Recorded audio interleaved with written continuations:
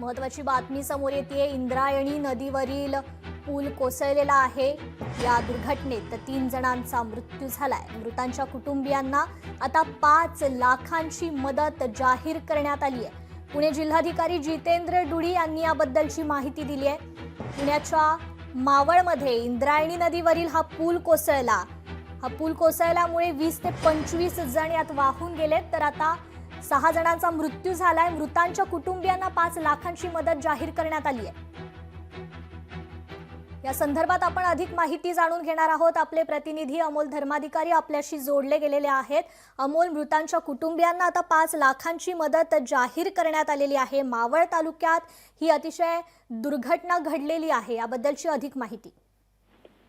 खरं तर आतापर्यंत या दुर्घटनेमध्ये 38 जणांना बाहेर काढल्याची माहिती आहे। यामध्ये 3 जणांचा दुर्दैवी मृत्यू झाल्याची सुद्धा माहिती आहे। त्यातले काही गंभीर 6 जण आहेत जे गंभीर स्वरूपामध्ये जखमी आहेत आणि त्यामुळे त्यांना तळेगाव इथलं जे जनरल हॉस्पिटल आहे तिथं ऍडमिट केलेलं आहे। काहींना बाकीच्या रुग्णालयामध्ये सुद्धा उपचारासाठी दाखल केलेलं आहे। पण आता काही वेळापूर्वी जिल्हाधिकारी जितेंद्र डुडी यांनी जी माहिती दिलेली आहे त्यानुसार जे मृत पावलेले व्यक्ती आहेत त्यांच्या कुटुंबियांना प्रत्येकी 5 लाख रुपयांची मदत आहे ती जिल्हा प्रशासनाकडून करण्यात आलेली आहे।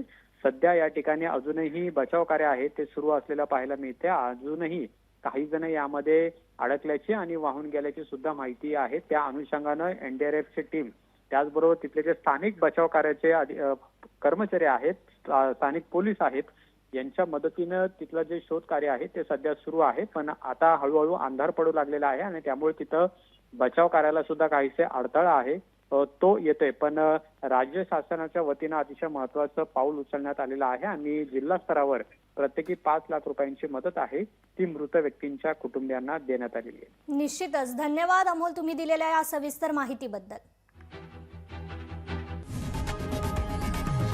लोकशाही मराठी ऐका, पहा, जागरूक रहा।